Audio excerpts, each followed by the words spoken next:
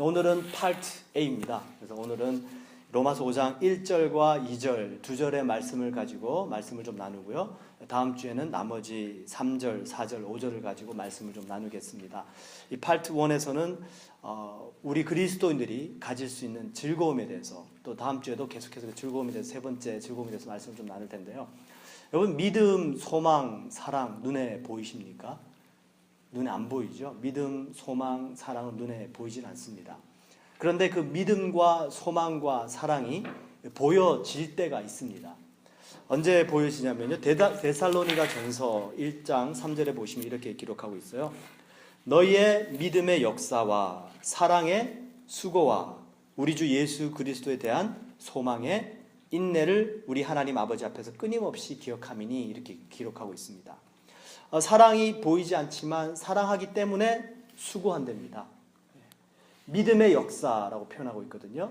믿음은 눈에 보이진 않지만 믿기 때문에 일을 한다는 얘기죠. 그리고 소망은 눈에 보이질 않지만 소망이 있기 때문에 인내한다라는 것입니다. 이 소망에 대해서 계속해서 말씀을 나누고 있는데요. 이 소망이 있기 때문에 인내할 수 있다는 것입니다. 그래서 뭔가 누군가가 열심히 참고 인내하고 있다면 소망이 있구나, 뭔가 바라는 것이 있구나라고 알 수 있다는 것입니다. 근데 오늘 이 로마서 5장에서는요, 이 소망이라는 것이 보이지 않는데 그 소망이 있다면 또 다른 보여지는 우리의 모습이 있는데, 그게 뭐냐면은 바로 즐거움이라는 것입니다. 소망의 즐거움이라는 것이죠. 소망이 있다면 즐거움이 있다는 것이죠. 혹시 로터리 티켓 사본 적이 있으십니까? 그거 하나 가지고 있으면 어떠십니까? 왠지 마음이 이렇게 들뜨고 기분이 좋지 않습니까? 네, 왜 하냐고요? 해봤거든요. 저도 이렇게 한번 해본 적이 있어서 왠지 모르게 그런 거 하나 이렇게 다 가지고 있으면은 그 결과가 나올 때까지 이 헛된 소망이지만 마음이 즐거울 때가 있습니다. 이 세상의 것은 헛됩니다. 그죠? 이 세상의 것을 소망을 두고 살아가다 보면 그 세상에 있는 소망이 없어지면은 내 소망도 사라집니다. 우리 그리스도인들이 이 세상에 있는 것들로 즐거워할 때가 있을 수가 있습니다. 근데 과연 우리 그리스도인들은 과연 무엇으로 즐거워하면서 살아가냐는 것이죠.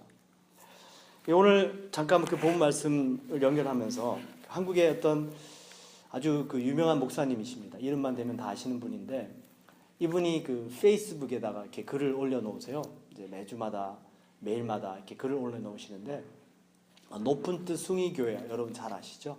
김동호 목사님. 이분이 페이스북을 하시는데, 이렇게 제가 친구 요청을 해가지고, 그분은 저를 모르지만 저는 그분을 잘 압니다. 그래서 그분이 이 페이스북에 글을 올리셨는데, 바로 지난주입니다. 지난주 올린 글인데, 이렇게 기록을 하고 있어요. 요 며칠 하나님께 죄스러운 허탈감에 사로잡혀 기운 없이 지냈다. 늘 마음에 든든하게 여겼던 용인의 땅을 처분하였다. 그리고 제단을 하나 만들어 그곳에 기부를 하였다. 땅을 파먹고 산 건 아니지만 그게 있어서 늘 마음 한구석이 든든했었다. 솔직한 심정이다. 그게 있기 때문에 할 수 있는 일들이 제법 많이 있었다. 노후 문제도 훨씬 더 안정적으로 가져갈 수 있고 아이들에게도 좀 나눠줄 수 있고, 기쁜 마음으로 그것을 포기하였다고 생각했는데 막상 거의 다 마무리가 되고 보니 어깨 쭉지 하나가 떨어져 나간 허전함을 느낀다. 그 허전함이 우울함까지는 아닌데 약간의 무기력함을 가져다 주었고, 그 때문에 며칠 동안 글을 쓸 수 없었다. 하나님께 죄스럽다. 그 재산을 내 아이들에게 나눠 주었다면 나는 지금 느끼는 이 허전함을 전혀 느끼지 않았을 것이다. 아직 내게 하나님은 나의 자식보다 조금 더 먼 곳에 계신다. 하나님이 멀리 계신 것이 아니라 내가 하나님으로부터 그만큼 멀리 거리를 두고 있는 것이다. 내 주를 가까이 하려 함은 십자가 짐 같은 고생이나 내 일생은 소원은 늘 찬송하면서 주께 더 나가기 원합니다. 오랜만에 생각난 찬송이 오늘따라 새삼 의뢰스럽다. 아직도 주를 가까이 함이 내게 십자가이지만 그래도 내 일생의 소원이 주께 더 가까이 나가김은 틀림없다. 지금은 조금 억지로 무거운 마음으로 나아가지만 언젠가는 정말 찬송하면서 기쁨으로 나아가게 될 날을 기대한다. 어린아이의 오병이어 같은 헌신으로 세워지는 제단이 가난하고 굶주린 사람들을 먹이고 입히는 데 쓰임받는 제단 되기를 소원한다. 그것을 통하여 우리 하나님을 기쁘시게 하며 세상에 우리 하나님의 이름이 높아지시기를 기도한다.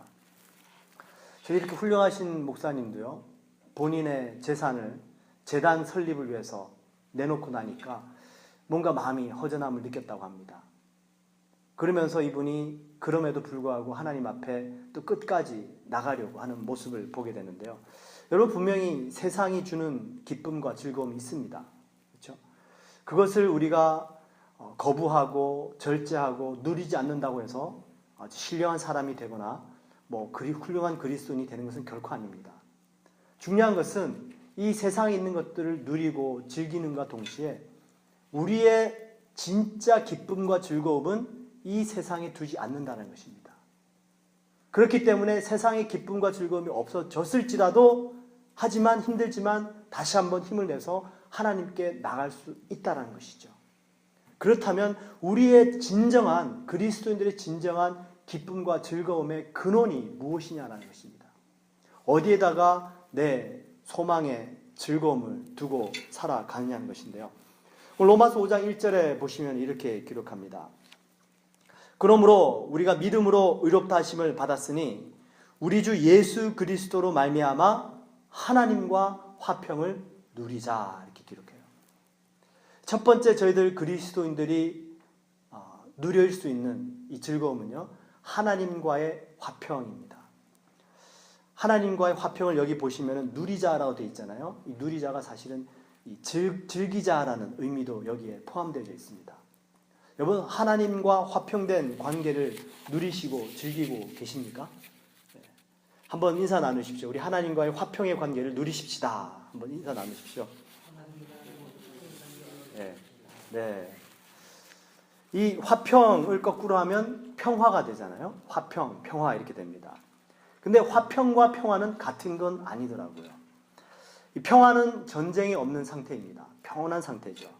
근데 이 화평은요, 평화만 있는 것이 아니라 거기에 화목도 같이 있는 겁니다. 그냥 전쟁만 없이 평온한 상태, 이것만을 화평이라고 그러지 않고요, 평화와 함께 화목한 상태에 있는 것을 화평이다, 이렇게 얘기를 합니다. 어떤 집을 가시면은 참 평화롭습니다. 너무 평화로워요. 근데 엄마, 아빠, 아이들이 다 말이 없어요. 대화가 없습니다. 너무 평화스러워요. 근데 또 어떤 집을 가면 시끄럽습니다. 왁작지껄해요. 엄마, 아빠, 자녀들이 전부 막 서로 얘기하고 대화를 나누고 웃고 떠들고 합니다. 화목하죠. 저희 런던 순복음교회가 평화스러운 교회를 넘어서 이런 화목한 교회가 되기를 주님의 이름으로 축원드립니다. 이게 정말 하나님께서 우리에게 허락하신 놀라우신 축복인 줄 믿습니다. 이런 이 화목이 어디로부터 올까요? 그냥 평화가 아니라 이 화목입니다. 화목과 평화. 이 화목이 어디로부터 말미암을까요? 이 화목은 화해를 통해서 이루어집니다. 여러분, 화해하지 않아도 평화롭게 지낼 수 있죠. 말하지 않고 평화롭게 지낼 수 있습니다. 그런데 화해하지 않고는 화목은 있을 수가 없습니다. 정말로 화목하기 위해서는 화해가 일어나야 됩니다. reconciliation이에요. 그래야지 거기에서 정말로 진정한 관계가 성립되어질 수 있다는 것입니다. 서로 화해가 되어진 다음에 화목이 찾아오게 됩니다. 여러분이 화목하기 어려운 관계가 있습니다. 정말로 화목하기 어려운 관계. 이 두 관계가 어떤 관계인 줄 아십니까? 가해자와 피해자의 관계입니다. 이 가해자와 피해자의 관계는요, 정말로 화목하기가 힘든 관계입니다. 여러분, 올해 바로 후반기 때입니다. 후반기 때에 있었던 한 사건 중에 하나인데, 윤일병 사건이라고 다 들어보셨는지 모르겠습니다. 피해자 윤일병 결국 사망했습니다. 이 윤일병이 사망을 했는데, 윤일병이 입대한 날이 언제냐면 2013년 12월 달입니다. 꼭 1년 전이었죠. 2013년 12월 달에 입대를 해가지고요, 이제 신병 훈련을 받고 2014년 2월 18일에 그 한국의 28사단 포병 연대본부 포대 의무병으로 배치를 받게 됩니다. 그리고 자대 배치를 받게 되면 2주간 이 대기 기간이 있어요. 그럼 2주 동안의 대기를 하고 난 다음에 올해 3월 3일부터 4월 6일까지입니다. 한 달하고 3일이 더 되는 시간이죠. 자대 배치 이 대기 기간이 끝난 3월 3일부터 4월 6일 한 달이 조금 넘는 그 기간 동안에 매일같이 폭행과 욕설과 인격 모독과 가혹행위를 받습니다. 결국 사망하게 되죠. 이 윤일병 사망과 연관된 병사들이 6명 있었습니다. 이 6명에 대해서 10월 30일 날 법원에서 판결이 났어요. 사망 사건의 가장 주범이었던 이모 병장 26세입니다. 이 이모 병장에게 법원이 낸 판결은 45년 징역이었습니다. 그리고 하모 병장은 징역 30년, 그리고 이모 상병과 지모 상병은 각각 25년씩, 그리고 유모 하사는 징역 15년, 그리고 이모 일병은 징역 3개월에 집행유예 6개월 이렇게 선고를 받습니다. 사실 저희들은 객관적인 입장에서 보면은 여러분 징역 45년이면 거의 한평생 감옥에서 사는 사람입니다. 그런데 선고 직후에 군 검찰은요, 법원이 주요 피고인들에 대해서 살인죄를 인정하지 않아서 이 사실을 오인했을 수 있고 양형이 부당하게 선고될 수 있다라는 이유로 바로 그 자리에서 항소를 제기할 것을 밝혔습니다. 그리고 더 나아가서요, 이 사망한 윤일병의 유가족들 어떻게 반발하냐면요, 사람이 맞아서 죽었는데 이게 살인이 아니면 뭐가 살인이냐면서 재판부를 향해서 흙을 던지며 강하게 반발했습니다. 항소하겠다는 것이죠. 이 피해자 가족들이 가해자들과 관계가 회복되어질까요? 화목할 수 있을까요? 정말 어렵습니다. 거의 불가능이죠. 저희들이 이런 큰 일을 당하진 않지만 저희들 삶 속에는 모두가 가해자가 있습니다. 그렇죠? 내 주위에 나의 가해자가 있잖아요. 나를 힘들게 하고 나를 어렵게 하고 나는 피해자고 그 사람은 가해자고, 이 가해자와 피해자의 관계가 정말로 화목하기가 어렵습니다. 쉽지 않습니다. 이런 큰 일을 당하진 않지만 크고 작게 우리 마음속에 누구나 다 아픔을 가지고 살아가는데요.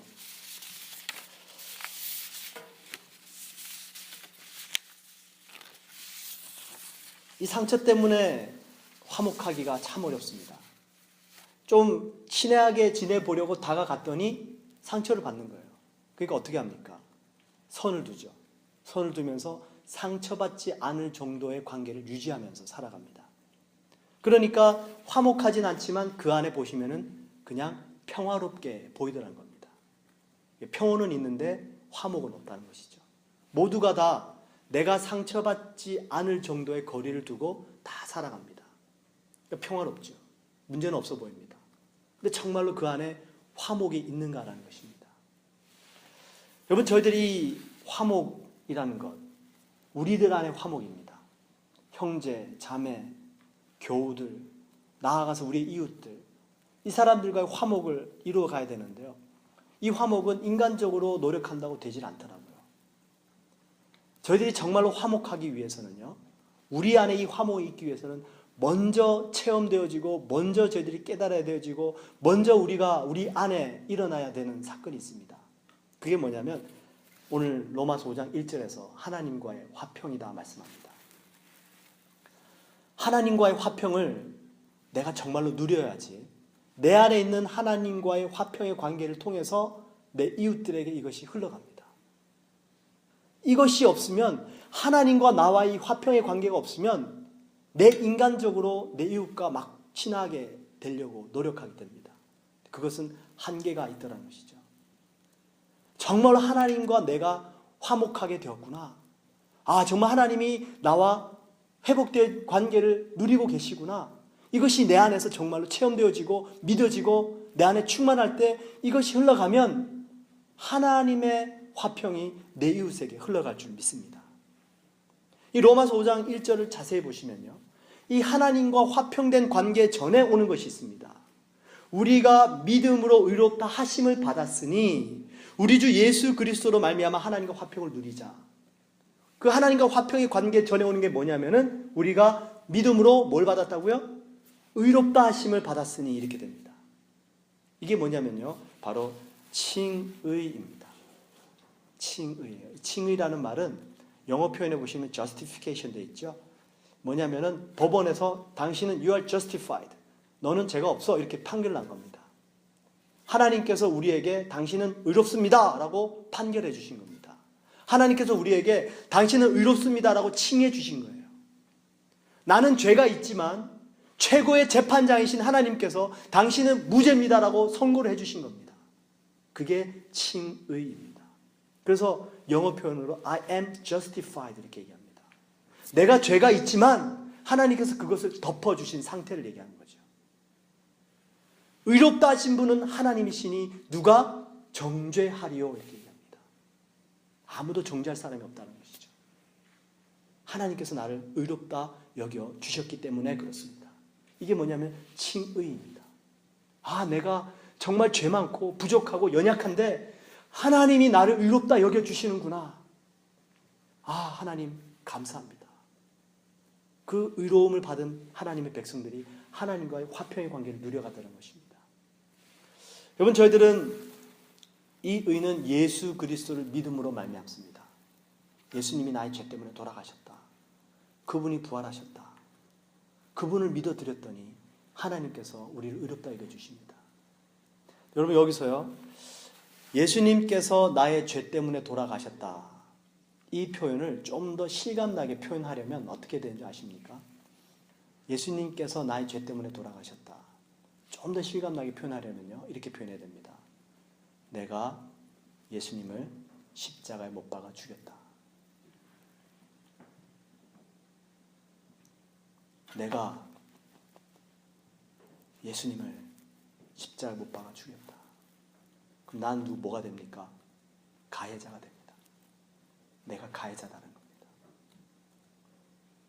아, 예수님이 나의 죄 때문에 십자가에 돌아가셨는데 그것이 정말로 실감나기 위해서는 내가 가해자구나. I killed Jesus. He died for my sins. 내가 빅팀이 아니라 내가 바로 such a sinner, wretched sinner. 내가 바로 그분을 죽였구나. 내가 바로 가해자구나라는 것입니다. 여러분, 빅팀, 피해자가 회개할까요? 피해자는 절대로 용서를 구하지 않습니다. 본인이 피해받았기 때문에. 누가 용서를 구할까요? 가해자가 용서를 구해야 됩니다.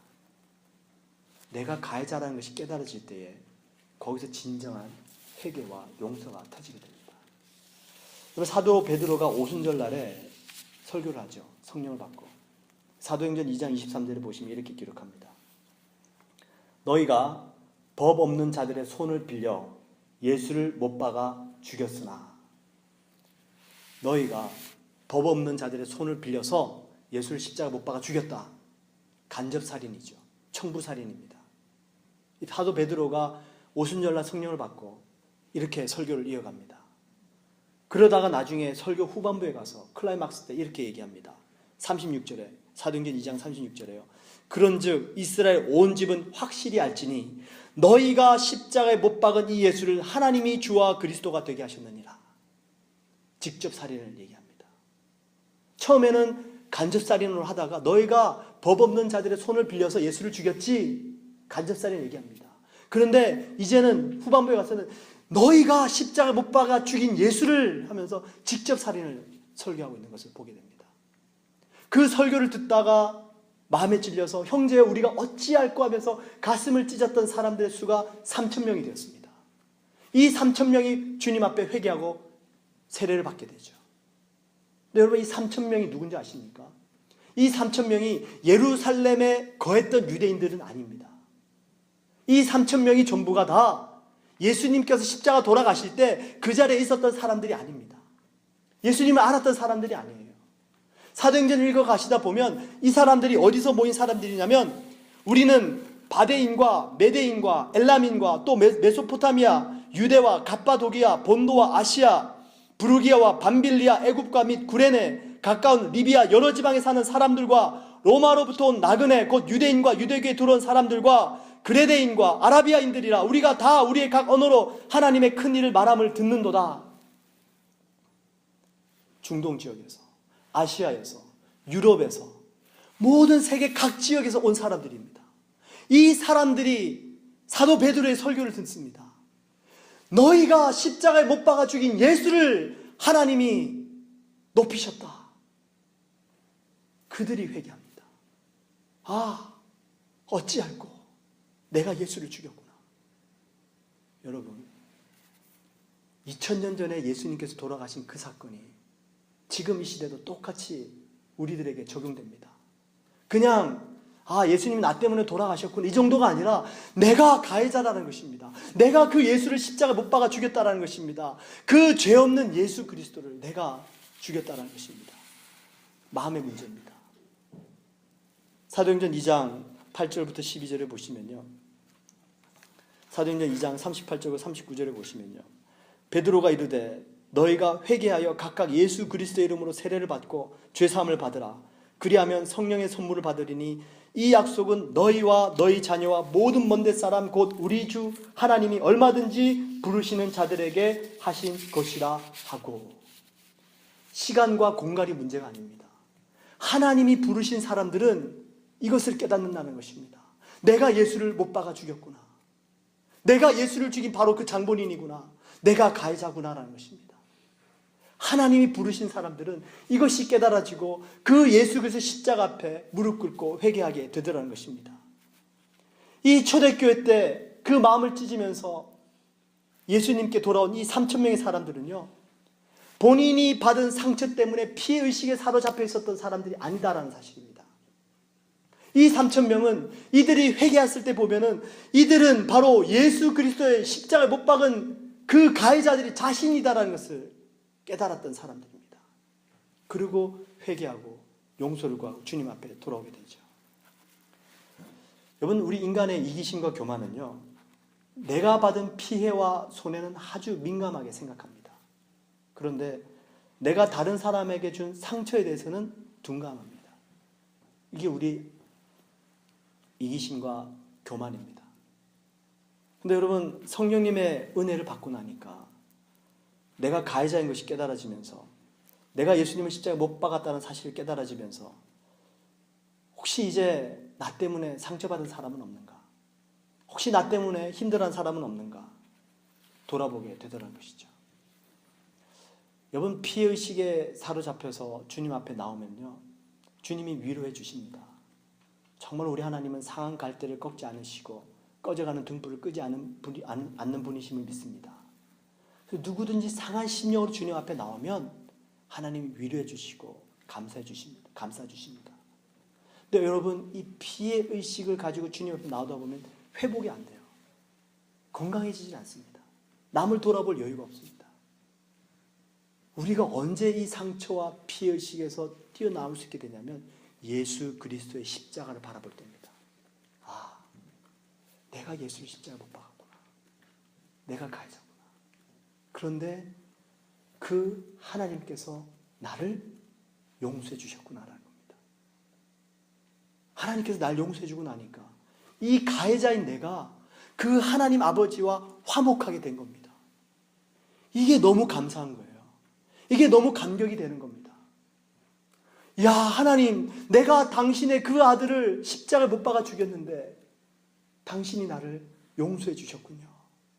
당신이 나를 다시 한번 당신의 자녀로 영접해 주시고 받아 주셨군요. 이게 뭐냐면 저희들이 받은 구원의 은혜입니다. 그것 때문에 우리가 하나님과 화평의 관계를 맺게 되었다는 것이죠. 여러분, 이 하나님과의 화평의 관계는 정말로 귀한 것인 줄 믿습니다.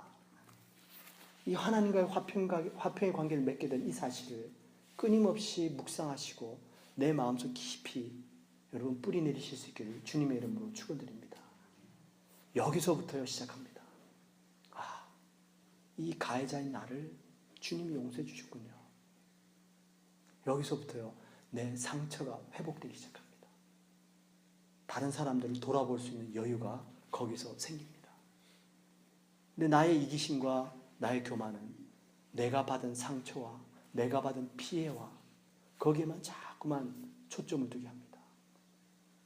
여러분, 화목할 수 있기를 주님의 이름으로 축원드립니다. 하나님께서 이 가해자인 우리를 화목하게 해주셨습니다. 이 화목이 우리 안에 차고 넘칠 때 우리 이웃들에게, 우리 교우들에게 조금씩 흘러가고요. 내가 좀 더 건강한 모습이 되어져서 다른 사람 돌아볼 수 있는 큰 그릇이 될 수 있을 줄 믿습니다. 이게 우리 그리스도인들의 첫 번째 소망의 즐거움의 근본이라는 것입니다. 두 번째 근원을 보시면요, 2절에 이렇게 기록하는데요. 또한 그로 말미암아 우리가 믿음으로 서 있는 이 은혜에 들어감을 얻었으며 하나님의 영광을 바라고 즐거워하느니라, 이렇게 기록합니다. 두 번째 저희들의 이 소망의 즐거움의 근원은요, 하나님의 영광입니다. 한국 지구촌 교회를 담임하셨던 이동원 목사님, 이분이 아주 젊으셨을 때, 아주 초창기 때 사역을 막 시작할 때 겪었던 체험인데요. 간증을 써놓은 글을 한번 읽은 적이 있는데, 그때 큰 체육관에서 집회를 하게 되었답니다. 외국 강사님이 오셔가지고 그 집회 통역을 이동원 목사님이 맡게 되셨는데, 처음으로 많은 사람들 앞에 서게 된 겁니다. 첫날 집회 때 너무 떨리고 두려운 마음 때문에 간절히 하나님께 구하면서 통역을 잘하게 해달라고 기도하고 섰는데, 그 첫날 밤 집회 때 놀라운 하나님의 은혜가 임했답니다. 그래서 강상 목사님을 통해서 또 통역을 통해서 성령이 임하시고 또 많은 모인, 그 체육관에 많이 모인 사람들이 다 은혜 받고요.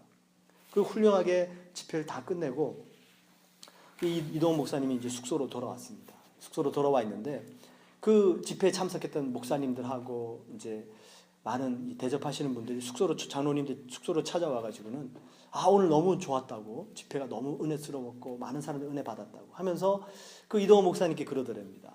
아니, 어떻게 그렇게 통역도 잘하시고 얼굴도 잘생겼고 또 이렇게 목소리도 아주 청청하고 너무 좋으십니다 하면서 입이 마르도록 칭찬을 하더랍니다.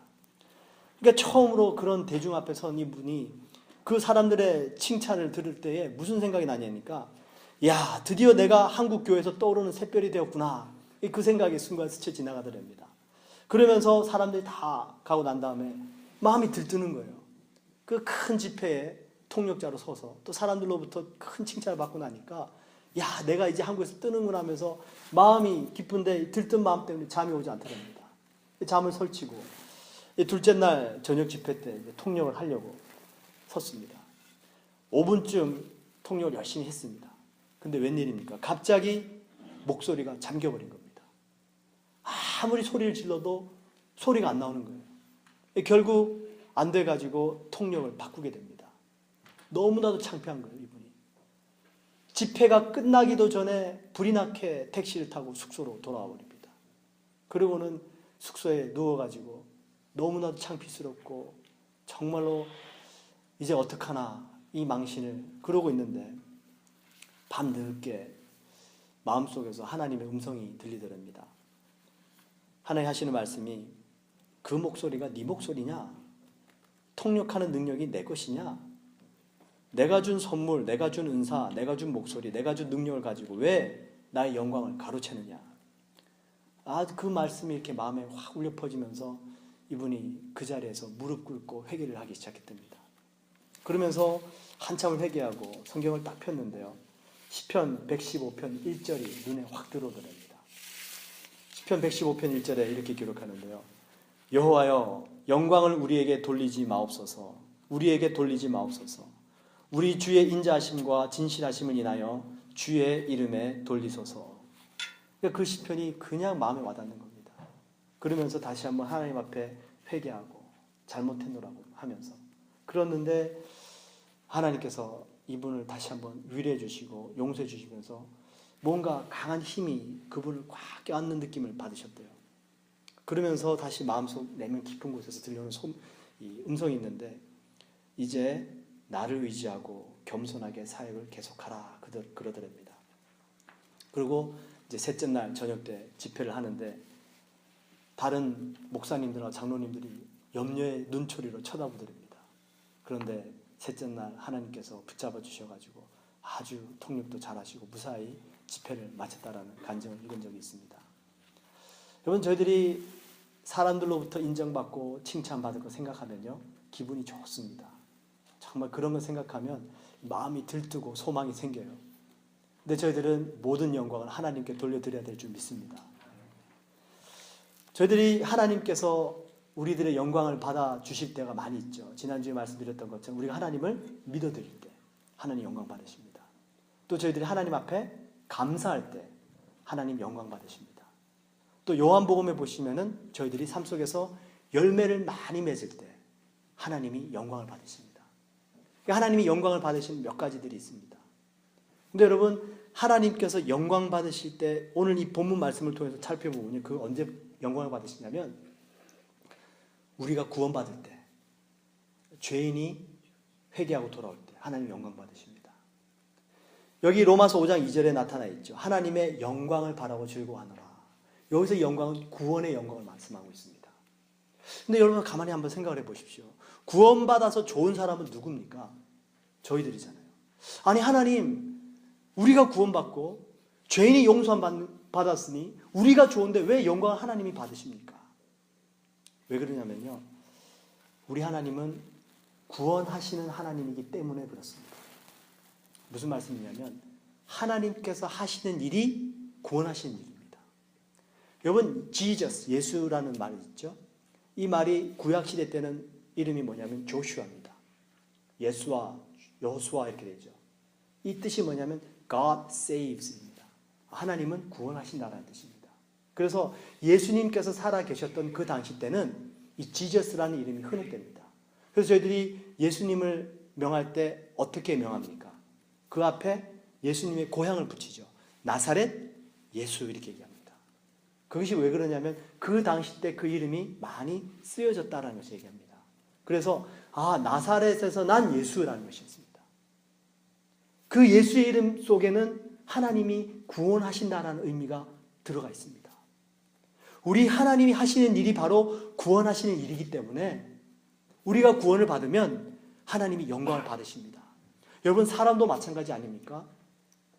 사람이 자신의 임무를 다했을 때 사람들이 정말 당신 잘하셨습니다. 사람들이 인정해 줍니다. 내게 주어진 나의 책임을 온전히 감당할 때에 사람들로부터 인정을 받게 됩니다. 근데 그걸 잘 못하면 어떻게 됩니까? 잘 못하면 욕먹게 되죠. 언급을 안 하고 지나갈 수 없는 게 참, 바로 지난주에 한국에서 땅콩 회항 사건 아시죠? 바로 JFK 공항에서 옆 부사장이죠. 대한항공 부사장이 승무원이 잘못 서빙한다고 그래가지고 비행기를 세워가지고는 그 승무원 책임자인 이 사무장을 그 비행기에서 내려버리게 하죠. 지금 한국 난리입니다. 그 한 기사를 찾아봤더니요, 한 기사가 이렇게 썼어요. 일반 사람들이 그 정도 위치에 가려면 많은 노력을 해야 하고 그 지위에 맞는 성과를 내야 하는데 그 성공한 기업의 3세대는 쉽게 되는 것이고 그러다 보니 특권 의식은 과도한데 책임 의식은 부족하다 이렇게 얘기합니다. 뭡니까? 이게 가장 높은 최고의 위치 속에서 본인들이 해야 할 일이 무엇인지 정확하게 모른다는 얘기죠. 진정한 리더는 여러분 특권 의식에 사로잡힌 사람이 아니라 사람을 세우는 리더가 진정한 리더인 줄 믿습니다. 사람을 살려야죠. 사람을 살려야죠. 그리고 그 사람들로 하여금 일할 수 있도록 해야죠. 그래서 우리 기독교에서 유명한 리더십 표현을 이렇게 씁니다. 서번트 리더십이라고 얘기합니다. 사람을 세우는 리더십입니다. 우리는 세상 사람들처럼 다른 사람들 위해서 군림하는 리더십이 아닙니다. 섬기는 리더십입니다. 누가 가장 큰 자입니까? 섬기는 자가 가장 큰 자인 줄 믿습니다. 여러분, 그래서 우리 그리스도인들이 세상에 나갔을 때 사람들이 당신 정말로 그리스도인답군요. 여러분, 최고의 칭찬 아닙니까? 누군가 저에게 당신 정말로 목사답습니다. 너무 기분 좋을 것 같아요. 나중에 좀 시간이 되면 고백을 드리려고 그랬는데 지금 얘기 나온 김에 고백 드리겠습니다. 기도해 주십시오. 제가 목사 안수를 받을 때 하나님 앞에 하나님께서 제 마음속에 주신 감동이 있었는데요. 뭐였냐면, 하나님, 전도사이기보다는 전도자가 되고 싶습니다. 목사이기보다는 목자가 되고 싶습니다. 라는 기도였습니다. 그럼 저를 위해서 기도해 주실 때, 하나님, 전도자가 되게 하시고 목자가 되게 해주세요. 기도해 주십시오. 사람들이 그리스도인들 향해서, 야, 당신 정말 그리스도인답습니다. 야, 당신 정말 목자답습니다. 이건 정말 최고의 찬사입니다. 우리에게 주어진 일들을 감당할 때 그런 일들이 따라오죠. 감히 저희들이 하나님을 평가할 수는 없지만 하나님이 하시는 일이 뭐냐면 구원하시는 일이십니다.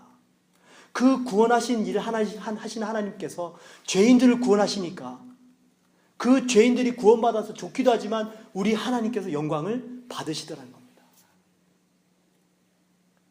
여러분, 우리는 이 큰 영광을 하나님께 돌려드리기 위해서 구원사역에 힘을 써야 될 줄 믿습니다. 우리가 구원받으면 하나님 영광 받으십니다. 죄인들이 주께 돌아오면 하나님 영광 받으시고요. 눌린 자가 자유케 되면 하나님 영광 받으시고요. 상처받은 영혼들이 치유받으면 하나님 영광 받으시고요. 질병을 입었던 자들이 예수의 이름으로 회복되어지면 하나님이 영광 받으시는 줄 믿습니다. 이 영광을 정말 우리가 돌려드려야 됩니다. 이 크리스토퍼 말로우라는 영국의 극작가가 있는데요. 이분이 쓴 책 중에 파우스트라는 책이 있어요. 이 파우스트라는 이 가상인물입니다. 어떤 전설적인 인물인데, 이 파우스트는 마술사입니다. 그 극 속에서. 근데 마술사인데 너무나도 이 세상이 좋은 거예요. 그래서 세상을 가지고 싶습니다.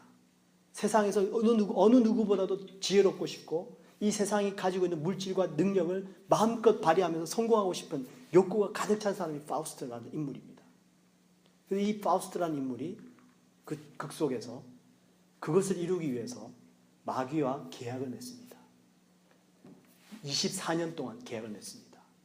그러면서 그 마귀의 도움으로 본인이 원하는 모든 일들을 이루어갑니다. 그러고 나서 계약이 딱 끝납니다. 24년이 딱 계약이 끝나고 이제 마귀가 이 파우스트의 영혼을 요구하러 찾아옵니다. 그때 그 파우스트의 모습을 그 책에서 이렇게 기록하는데요. 아주 처절합니다. 오 파우스트여, 그대의 삶은 오직 한 시간뿐, 그것이 지나면 영원히 지옥으로 떨어지나니 시간이 멈추고 다시금 밤이 오지 않기 위해 아름다운 해여 오르라. 다시금 떠올라서 영원한 낮을 비추라. 그렇지 않으면 이 시간을 한 해, 한 달, 한 주, 아니 단 하루라도 미루라. 쉼없는 천체여 멈추어라. 아 밤의 발이여 늦게 달려라. 마지막 최후의 순간에 바라라. 처절하게 외칩니다. 하지만 시간은 이 파우스트를 기다려주지 않습니다. 예수님께서도 여러분 이 최후를 알지 못하고 자기 마음대로 살아갔던 이 행악하는 자들에 대해서 하신 말씀이 있습니다. 슬피 울며 이를 갈미 있으리라 말씀하시죠. 지금은 모릅니다. 마지막 그때가 되면은 슬피 울며 이를 갈 때가 온다는 것이죠. 처절하게 아무리 시간을 멈추려고 해도 그 마지막 최후의 시간은 멈춰지지 않다는 겁니다. 너무나도 안타깝고 두렵습니다. 그런데 구원받은 하나님의 백성들은 소망이 있습니다. 계시록에 보니까요, 아주 놀라운 소망이 있습니다. 그들이 다시는 줄이지도 아니하며 목마르지도 아니하고 해나 아무 뜨거운 기운에 상하지도 아니하리니 이는 보좌 가운데 계신 어린 양이 그들의 목자가 되사 생명수 샘으로 인도하시고 하나님께서 그들의 눈에서 모든 눈물을 씻어 주실 것입니다. 배고프지도 않답니다. 목마르지도 않답니다. 그리고 어떤 상함도 없답니다. 그리고 날마다 생명수가 공급된답니다. 그리고 하나님께서 우리의 눈물을 닦아주시고 씻겨주신답니다. 이것이 여러분 우리가 누릴 구원의 영광인 줄 믿습니다. 바로 이 계시록에 이 기록이 되면서 이 구원이 어디서부터 말미암냐 보니까 이 일 후에 내가 보니 각 나라와 족속과 백성과 방언에서 아무도 능히 셀 수 없는 큰 무리가 나와 흰옷을 입고 손에 종려가지를 들고 보좌 앞과 어린 양의 앞에 서서 큰 소리로 외쳐 이르되 구원하심이 보좌에 앉으신 우리 하나님과 어린 양께 있도다. 여러분, 이게 우리가 가지고 있는 구원의 영광입니다. 이 구원의 영광의 소망이 우리의 마음속에 있을 때에 여러분, 세상은 어렵고 힘들고 지치지만 다시 한번 힘을 내는 귀한 소망의 즐거움이 생길 수 있을 줄 믿습니다. 어떤 혹자는 이렇게 얘기해요. 하나님께서 우리를 딱 만나 주셨습니다. 그러면은 하늘나라에는 두 가지 책이 있거든요. 생명책과 기록책이 있습니다. 생명책에는 구원받는 사람들의 명단이 들어가 있습니다. 그리고 기록책에는 그 사람들의 일이 들어가 있습니다. 상급도 100% 주시겠죠. 근데 그 의의 면류관과 상급을 100% 주시기 전에 하나님께서 제일 먼저 하시는 일이 먼저 눈물을 닦아주신답니다. 수고했다. 힘들었지. 잘 참았다. 내 아들아, 내 딸아, 환영한다. 그 눈물을 닦아주시고 그 하나님의 백성들을 맞이해 주신답니다. 여러분, 이게 우리가 누릴 구원의 영광입니다. 이걸 바라보실 수 있기를 주님의 이름으로 축원드립니다. 이 구원의 영광을 소망하고 그리고 하나님과 화목된 이 귀한 관계들이 정말 내 마음 깊은 곳에서 넘쳐날 때 여러분, 세상이 줄 수 없는 즐거움 누릴 수 있지 않을까요? 이 세상에 둘러봐도 그 즐거움들은 잠깐이더라고요. 오래 가지 않습니다. 그런데 정말 하나님 안에 있는 이 귀한 즐거움, 나 같은 죄인이 내가 가해자인데 가해자인 내가 하나님과 화목되어졌구나. 야, 내가 받을 구원이 정말로 그런 구원이구나. 여러분, 이것을 날마다 바라보실 수 있기를 주님의 이름으로 축원드립니다. 여러분, 합심으로 기도하겠습니다. 하나님, 저희들 이 시간 기도하기 원합니다. 정말로 주님께서 우리들에게 주신 은혜가 너무나도 귀합니다. 아버지, 정말 이 은혜를 끝까지 저희들 날마다 부여잡고 나가기 원합니다. 하나님, 우리에게 성령을 기름 붓듯 부어주셔서 정말로 하나님과 화목된 것을 누리게 하여 주시고 예수 그리스도 안에 있는 이 놀라운 구원의 영광을 아버지여 날마다 바라볼 수 있는 우리의 믿음 되게 축복하여 주옵소서. 우리 한번 주일 차하시고 기도하겠습니다. 주여, 할렐루야. 아버지 하나님 감사합니다. 찬양합니다. 오늘도